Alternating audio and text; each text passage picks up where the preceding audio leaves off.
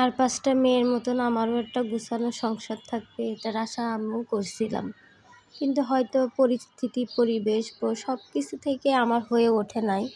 এই জন্য এখন আর আফসোস করি না। কারণ আল্লাহ তো যা দিছে সব কিছু মিলে আলহামদুলিল্লাহ। কিন্তু লাইফে অনেক সময় ধইরা দরিদ্রতা, অভাব সব কিছুর সাথে লড়াই করা লাগে। এজন্য মাঝে মাঝে খারাপ লাগে যে সব কিছু একা যখন হ্যান্ডেল করি, তখন মনে হয় যে সাপোর্টিংয়ের জায়গাটা থাকলে হয়তো বা ভালো থাকতো। যাই হোক, আল্লাহ যা দিছে তাতেই তো আলহামদুলিল্লাহ। অনেক মানুষ তো তাও পাইতেছে না। আল্লাহ তো আমাকে অনেক ভালো রাখিছে। যখন এটা ভাবি যে আল্লাহ আমাকে যতটুকু দিছে এতটুকু হয়তো বা অনেকেরই দেয় নাই।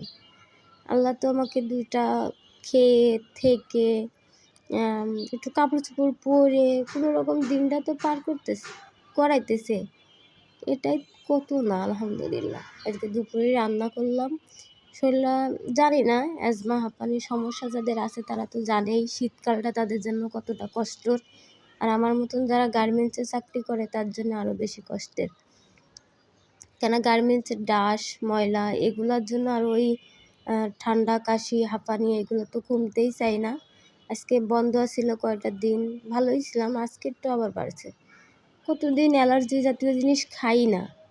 কখনো আমার মনের ভুলও আমি মনে হয় বেগুন নিয়ে এসে রান্না করি না। গরুর মাংস কতদিন খাইনি আমি নিজেও জানি না। কিন্তু খাইতে মন চায়, কিন্তু খাই না। কেননা বুঝেনি তো অ্যালার্জি, অ্যাজমা, শ্বাসকষ্ট এগুলা। এই মাসটা আমার অনেক কষ্টে গেল জানি না। চাল ফুরাই গেছিলো, চাল ছিল না। মানে তারপরেও মানে একসাথে যারা থাকি সময়তে মানুষের কাছে আহাজারি করা লাগে, এটা অনেক খারাপ লাগে যে আল্লাহ আমাকে যতটুকু দিচ্ছে এর মধ্যে দিয়ে যদি মানে দিনটা পার করে দিতে তাতে আমি খুশি হইতাম আলহামদুলিল্লাহ। তো এই মাসে একটু কষ্ট হয়ে গেল। চাল ছিল না, পুরো 10 দিনের মতো চাল আমি পাশের রুমের আপার কাছ থেকে নিয়ে খাইছি। আমি সবসময় 15 কেজি চাল কিনে এতে আমার মাস চলে যায়, কিন্তু এবার গেল না। এবার আমি তাই জন্যই চালও মনে হয় কমই কিনছিলাম, এই জন্য যাই নাই। আর এই যে চাল কিনে নিয়ে আসলাম পুরো 1 বস্তা চাল কখনো কেনা হয় না, এবারটা কিনছি যে আমি পুরো মাসটা খাবো। আবার ওদের কাছ থেকে যে চালগুলা নিয়েছি ওই চালগুলা ওদের দিয়ে দেব। আপনারা সবাই দোয়া করবেন আমাদের এই ছোটো ছোটো ব্লগগুলো দেখে। আপনাদের হয়তো বা দেখে ভাবেন যে কেমন, আসলে আমাদের লাইফ স্টাইলটাই এমন। আর এইগুলো আপনাদের সাথে বলতে পারতেছি, এটাই আমার কাছে অনেক মানে আনন্দের বিষয়।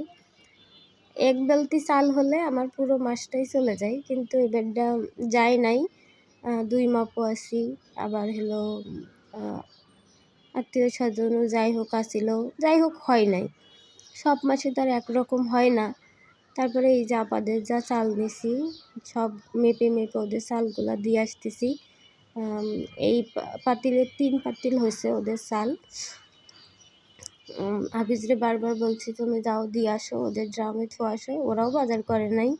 তো ভালো থাকবেন, আজকের মতো এখানেই চলে যাই।